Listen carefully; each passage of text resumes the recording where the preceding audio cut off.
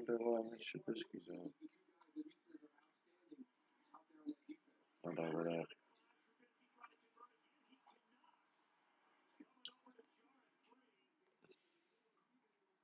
110 picker. Let's see what we got. Get our free buddy button. Thank you.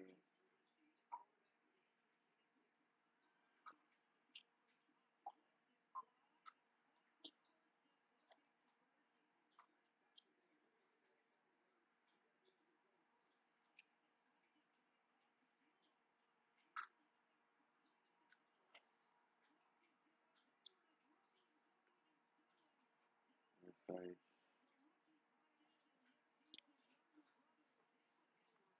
My free code. Over here and hit my thing.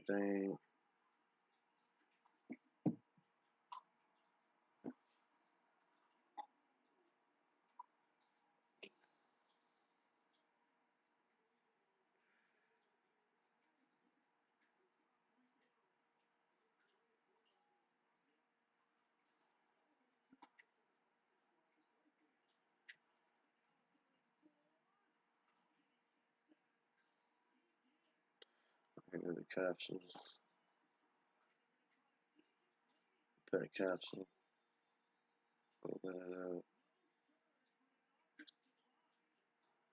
They need to fix this part because this is ridiculous. Like, you shouldn't have to click 1, 2, 3, 4, 5, 6, 7.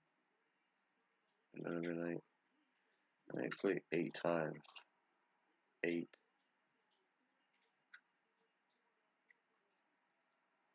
clicks just to get some pet food. It's kind of ridiculous, but so you can see the light box right there, the second row right there, the one that says light. There, open up to 1,000. Get 2 of those free every day.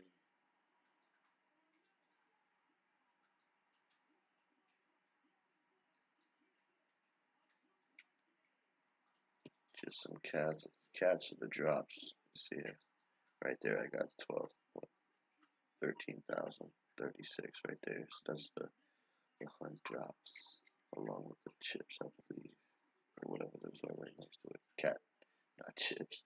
Cat supplies. Look like bag of chips.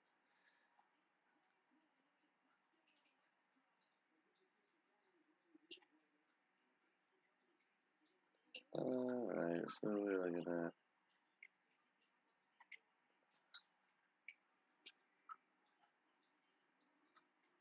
Let's go on a date. Gym boost.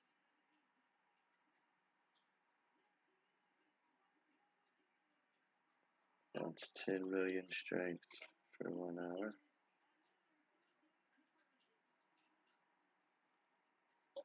Go to my wall. It's one of our targets right here. Can you not? Thank you. Yeah, so that's one of our targets. Silly enough to post on my wall, so I'm just going to put myself to that link. 1,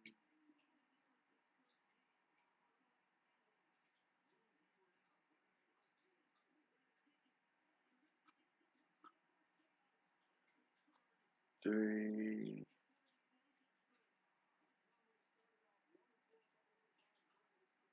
4,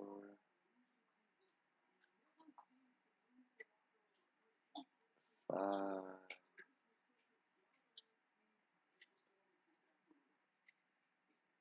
6. Lost one.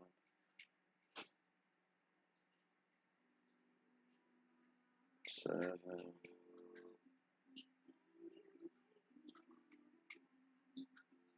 8.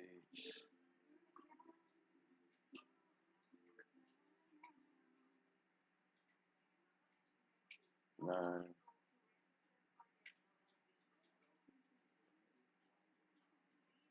Check.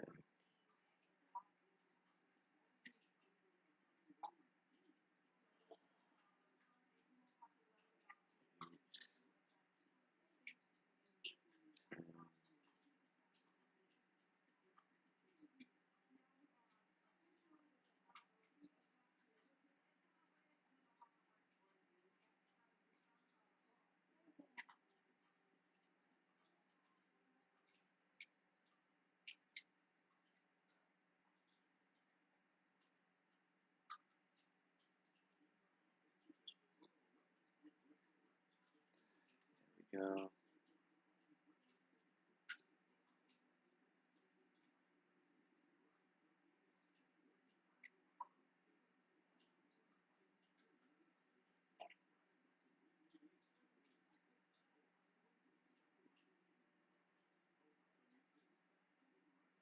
Get this party a little bit.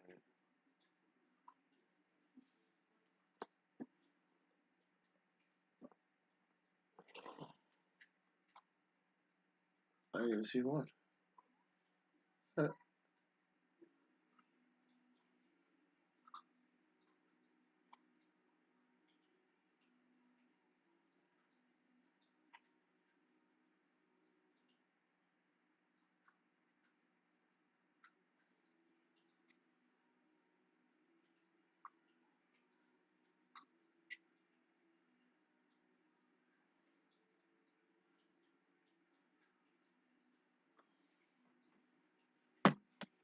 There we go. Now maybe we'll scroll to chat for a little bit, see what's going on there.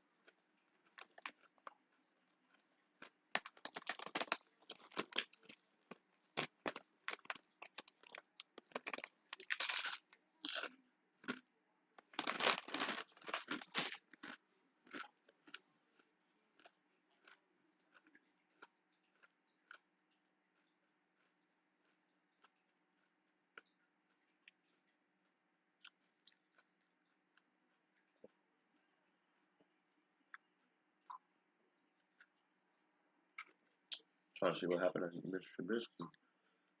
I mean, not Trubisky, but Kenny Pickett.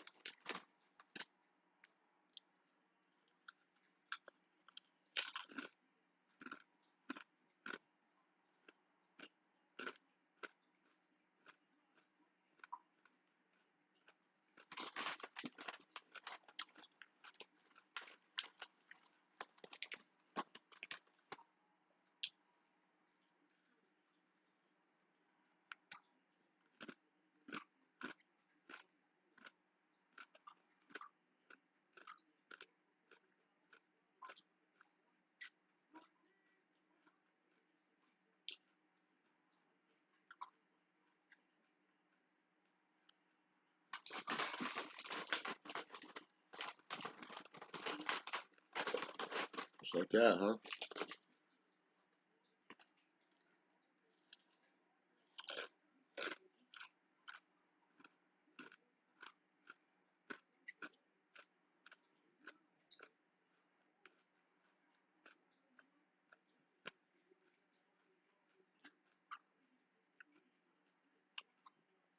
Okay, just like that, Trubisky's in.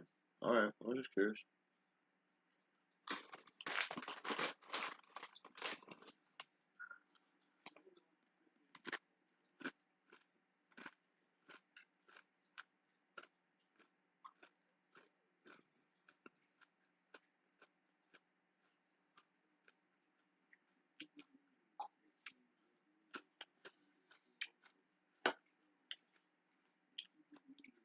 Change rap music and destroy a generation.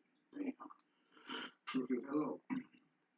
After more than 20 years, I finally decided to tell the world what I witnessed in 1991, which I believe was one of the biggest turning points in popular music and ultimately American society. I have struggled for a long time weighing the pros and cons of making my story public, as I was reluctant to implicate the individuals who were present that day. So I simply decided to leave out the name and all the details that may risk my personal well-being and that of those who were, like me, dragged into something they weren't ready for. So we're going to tell a story. We're going to tell a story. We ain't scared. You know what I'm saying? What they going to do? Yeah, that's not right. Like when? So look. So he says, between the late 80s and early 90s, I was what you may call a decision maker with one of the more established companies in the music industry. I came to Europe in the early 80s and quickly established myself in the business. The industry was different back then, since technology and media weren't accessible to people like that, like they are today. The industry had more control over the public and had the means to influence them any way they wanted. This may explain why in early 1991, I was invited to attend a closed-door meeting with a small group of business insiders to discuss rap music's new direction. Rap music's new direction. Little did I know we would be asked to participate in one of the most unethical and destructive business practices ever seen. Okay. So this was the meeting. The meeting was held at a private residence on the outskirts of Los Angeles. I remember about 25 to 30 people were being there. Right. Most of them familiar faces. Speaking of those I knew, we joked about the theme of the meeting, as many of us did not care for rap and failed to see the purpose of being invited to a private meeting to discuss the future of hip-hop. Talk to them. Among the attendees was a small group of unfamiliar faces who stayed to themselves and made no attempt to socialize beyond their circle.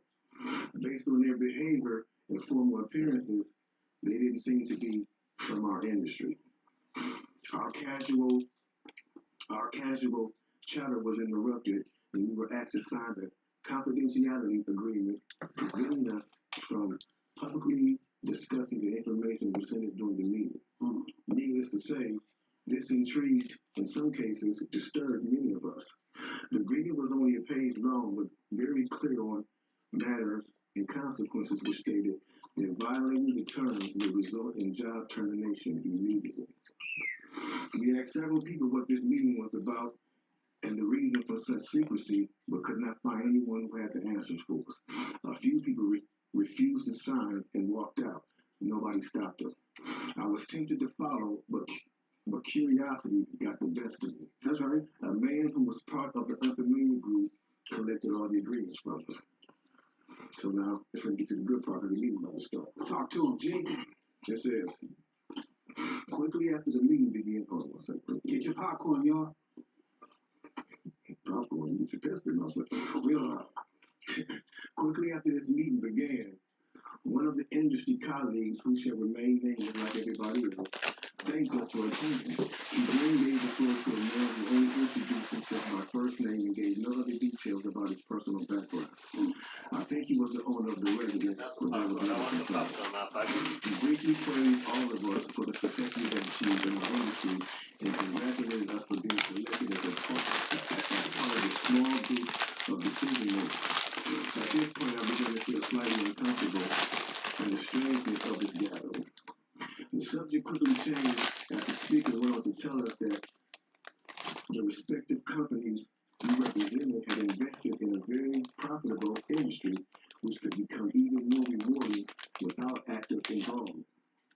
He explained that the company we worked for had invested millions into the building of privately owned prisons, and that our positions of influence in the music industry would actually impact the profitability of these investments.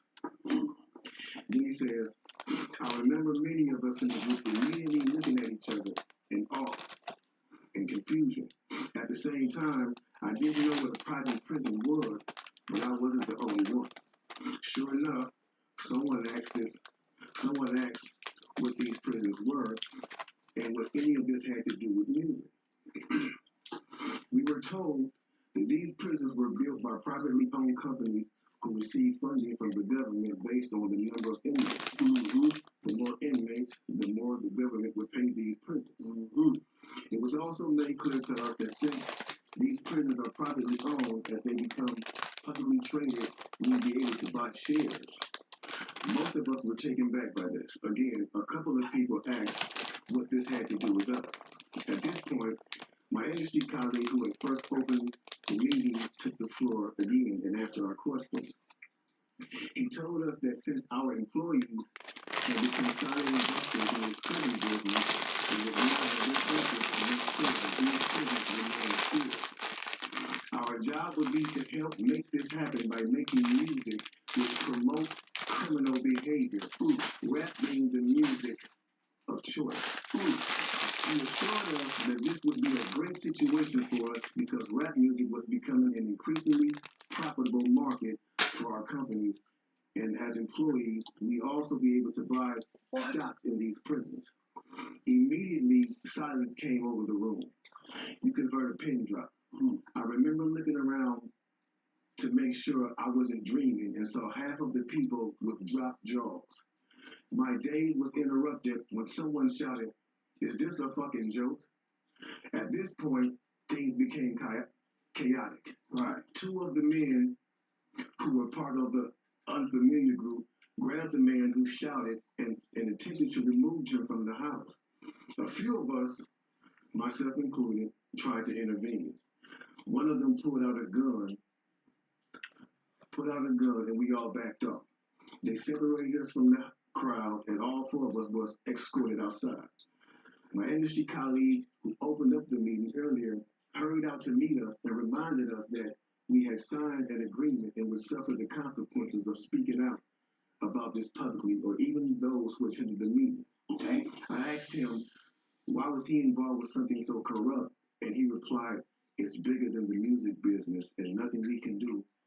And, no, it's bigger than the music business and nothing we want to challenge without risking consequences.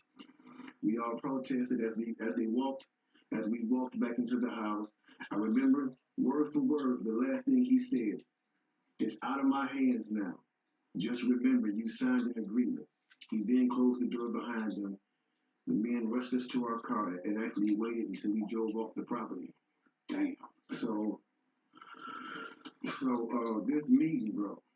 That's a lot for a meeting right there. Oh yeah, definitely. And this person later on, he said, this person actually ended up leaving the music industry after this happened. A few years after this, he ended up leaving the music industry. Okay. And he said he just over the years he just felt guilty because he said as he sat back and he watched these plans come to a reality over 2 decades. He sat back and was like, wow, they really pulled it off. Yeah. They really pulled this off. He was like, they were told not to sign any more political rappers, any more rappers that had messages in their music. Positivity. It was all to be gangster rap music that they promoted and put out. So if you wonder what Brand Nubians went, what Paul Righteous Teachers went, what Public Enemy went, what KRS-One went, and all sorts of groups like that was talking about, even Queen Latifah and Money Love and those, everybody. It's a back door. Yeah, anything that was harmless, fun rap, anything that had a message in it had to go. Yeah, that's why if you even notice though, now you talk about that all the time. You be brief with it, you know what I'm saying? Those charms that came out like maybe 1988, 89, the African charms, those disappeared. They lasted for about 2 years and they disappeared real quick. You know what I'm saying? Yeah, definitely. Now, after reading all this, you know, it actually made me feel a few different ways. The first emotion I felt was shocked, because I was definitely taken back by this, just knowing the level of evil that's involved by even thinking of a plan like this. You know what I'm saying? The second emotion I felt was anger. Anger because it's not enough for them to exploit our culture and make all the money off of it. Mm-hmm. Because let's keep it real, the industry has never been favorable towards the artists. Never.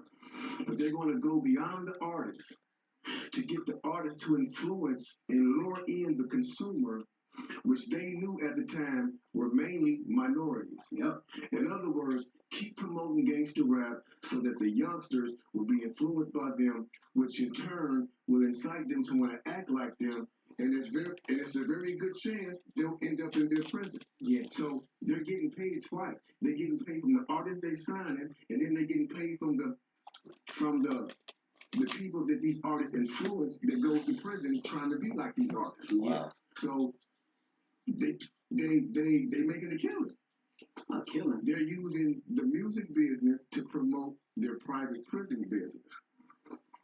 Yeah, my man is right there talking that right. 1988, you know what I mean? Tom Beasley, man. That's the co-founder of the corrections for Corporation of America. That's the CCA. You know what I'm saying? Excuse my French. I'm reading this thing right there real quick. It's the CCA. So in 1988, he founded that, and this is a straight concert with the same thing. So it's like a music business. You do what you do on your side. And when you with the correction. Crazy.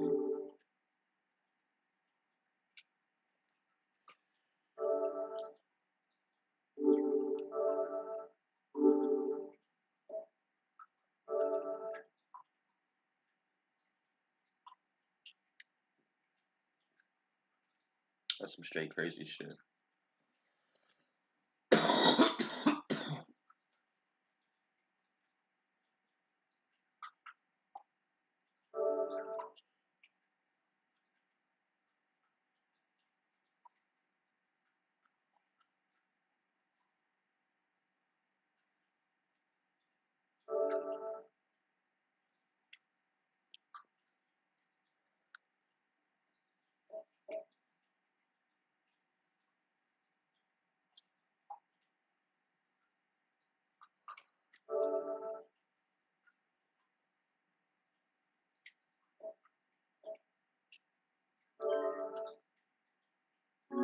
Mm.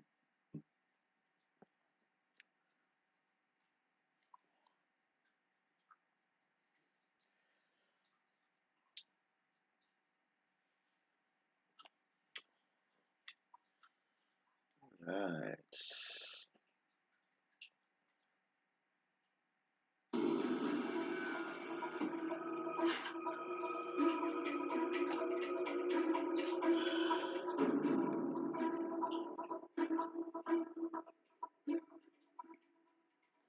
Had 184 prisoners released, 5 escapes, 21 staff members killed, 35 people killed. Man, like,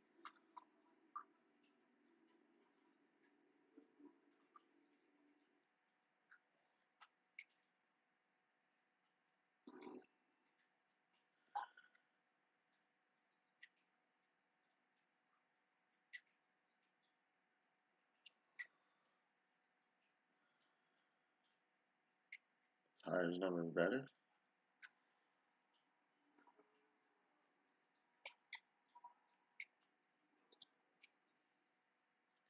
See what we got going on.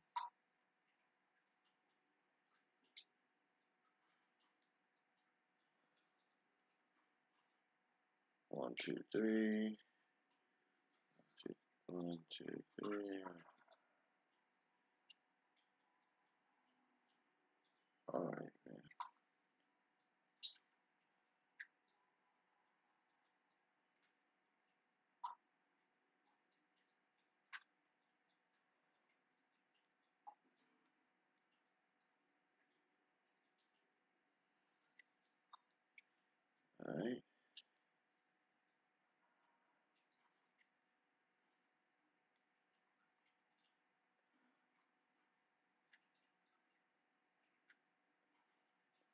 see, 3 days. That's 64.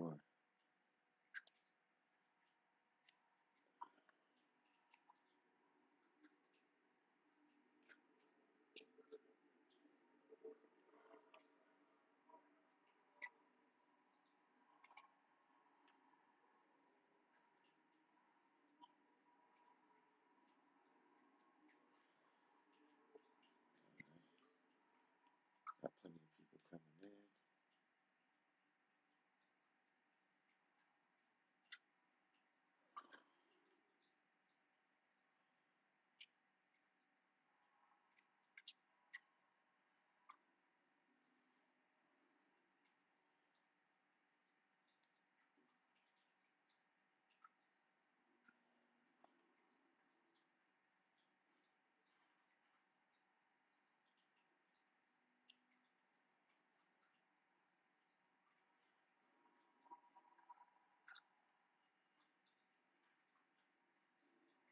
What am I looking for? What is this?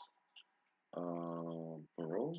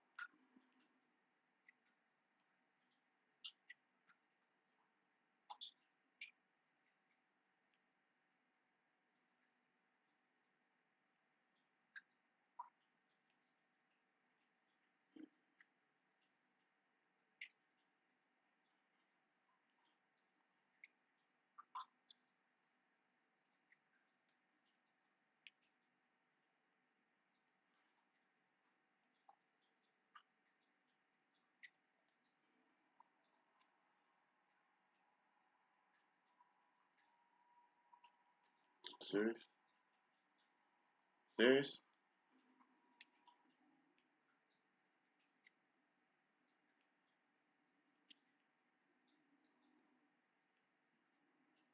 Slutty bastards.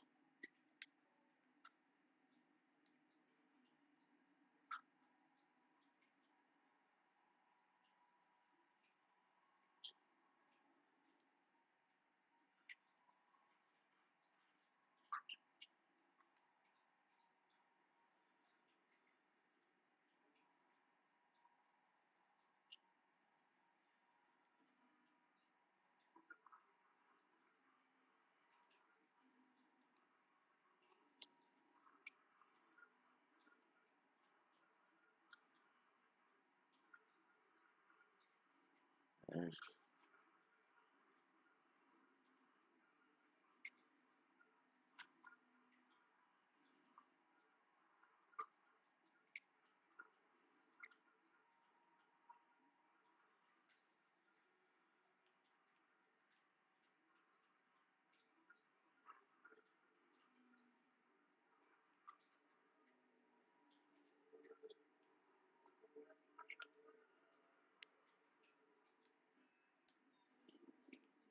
Oh,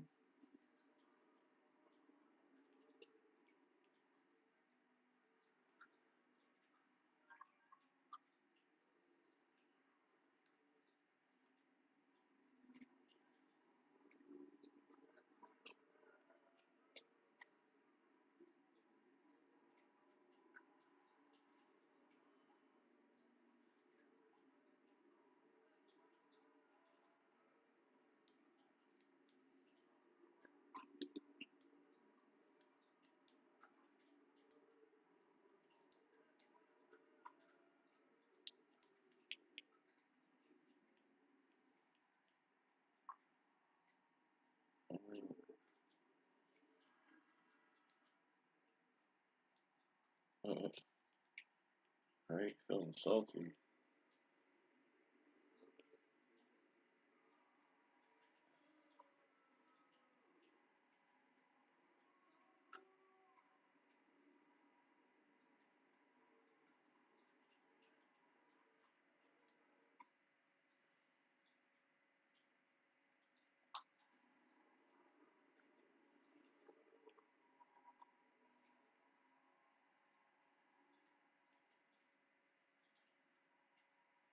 I don't know why.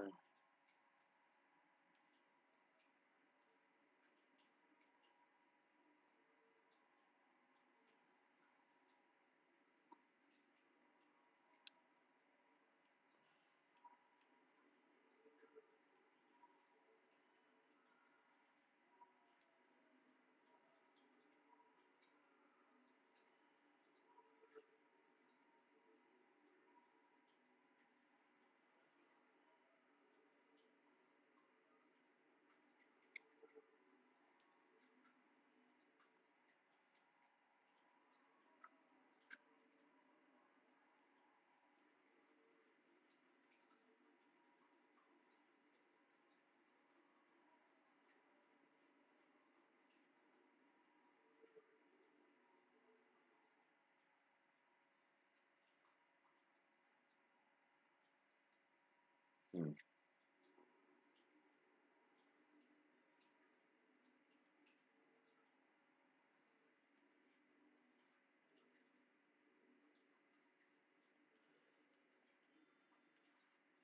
You're out of here, huh?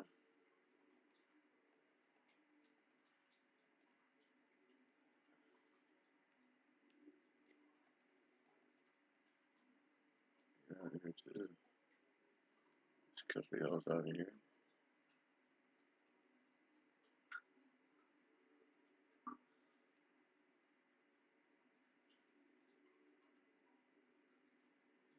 Cut that shit out, man.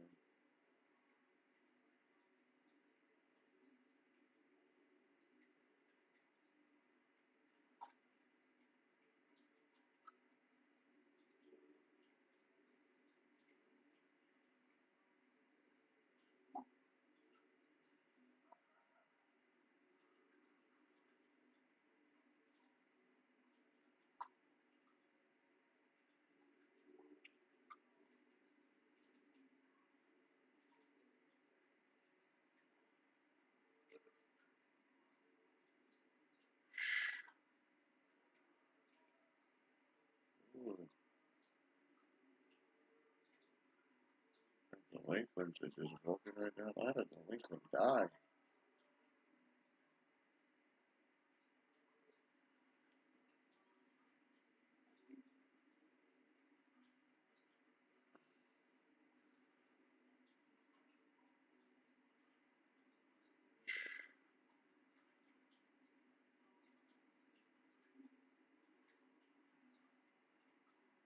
She give these little delinquents names so these little shits come back. I'll be like, oh,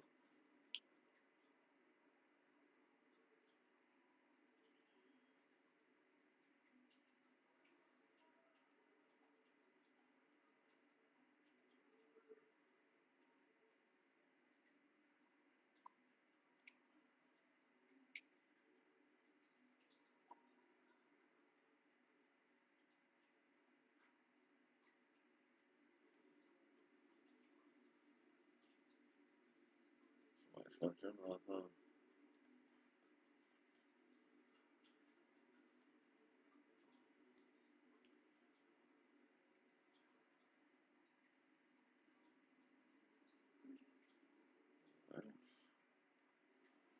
Sheesh.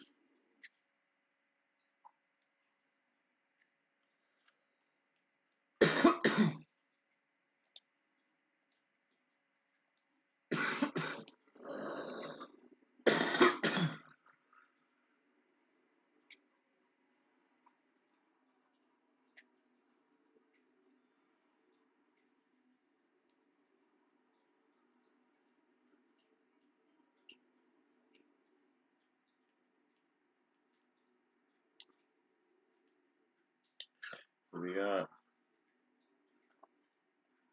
Shh.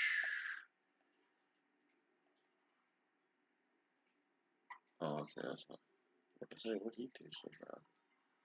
We got Flores, couple murder charges.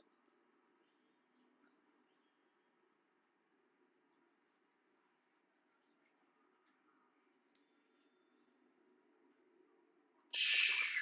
115 years.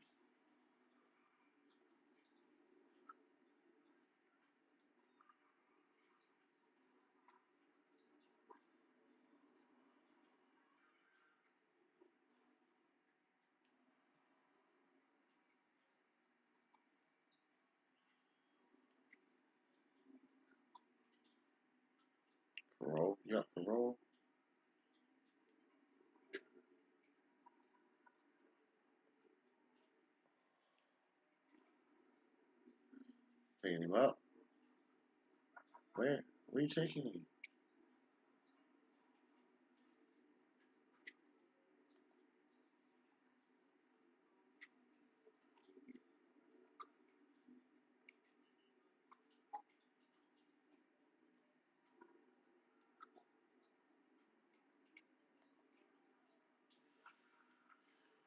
Taking him to a parole hearing too, huh?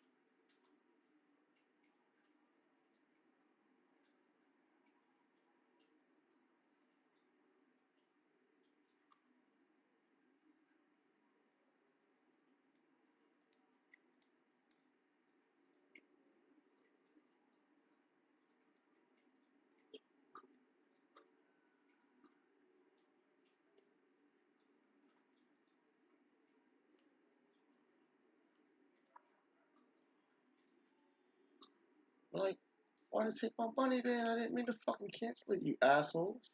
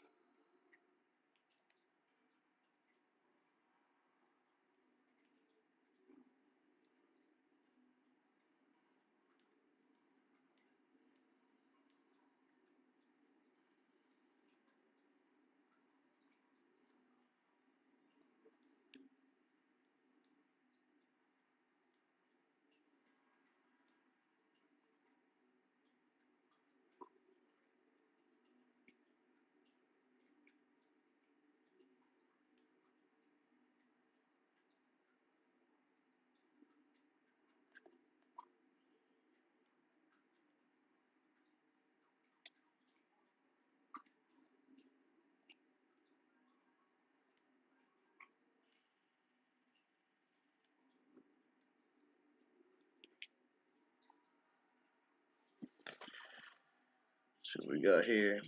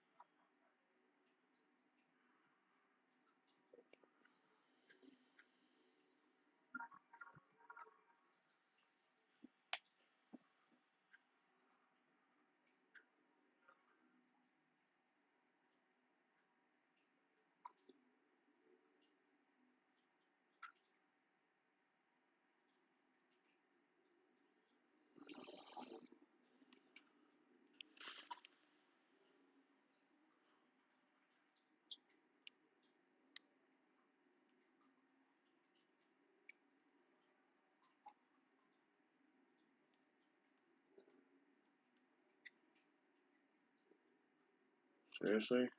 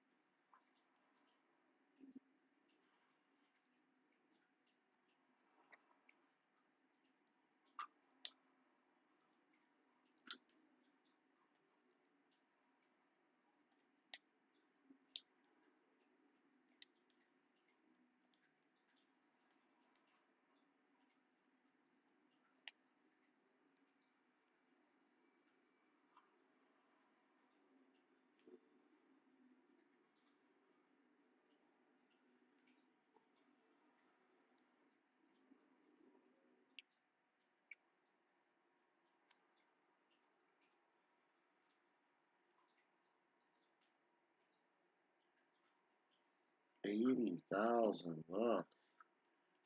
Jeez. Around with that, aren't you?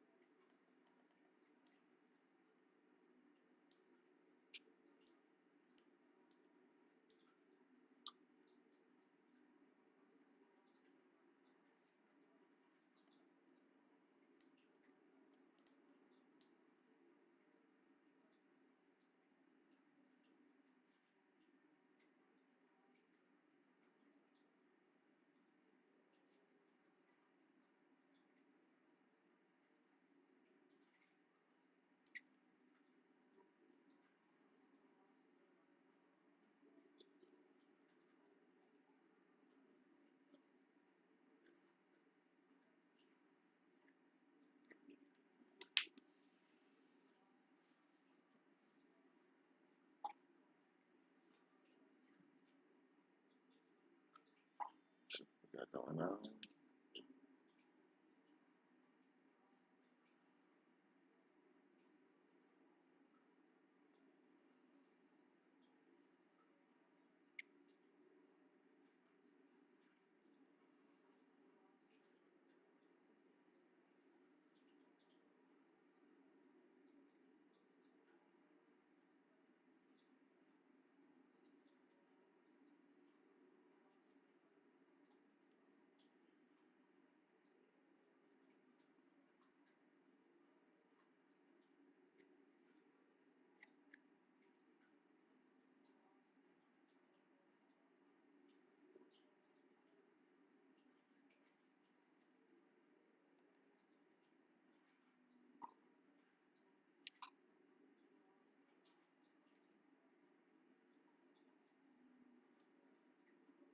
What's this thing doing?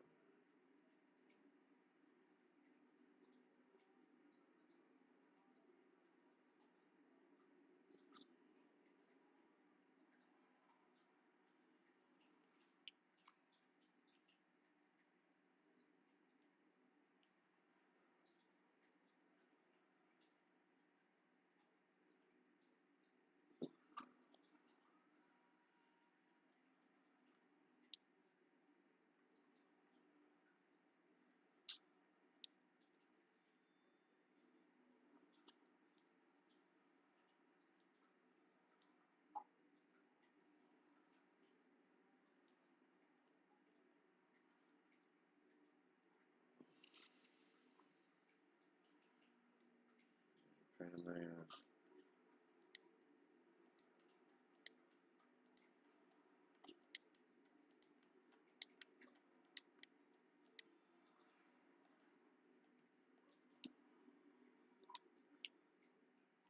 Why ain't you taking it as like a whole thing now?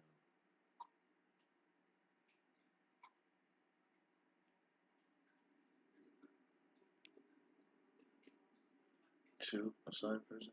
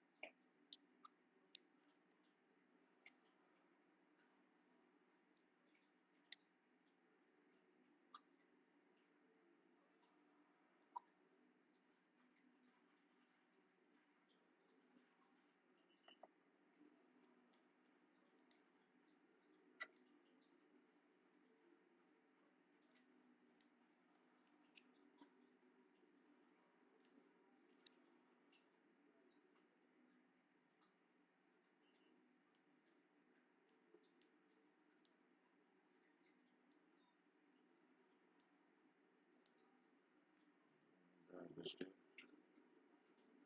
He fucking started that, didn't he? Couldn't get that dude to eat for nothing, man. The other dude holding's about to do it too.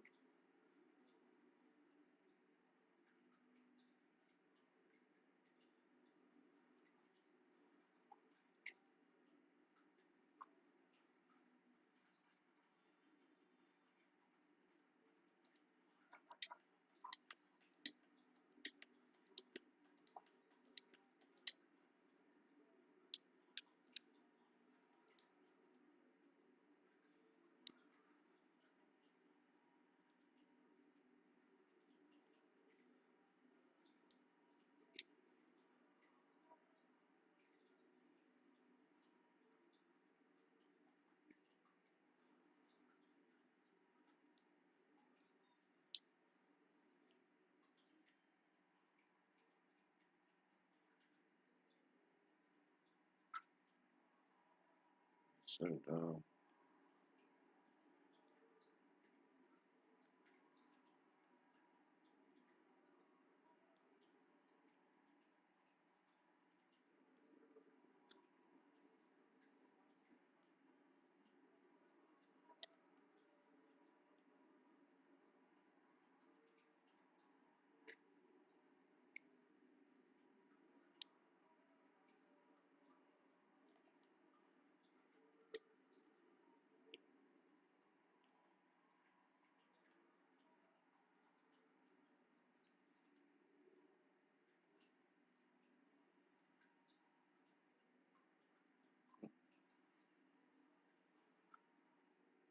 Oh, this motherfucker's in solitary.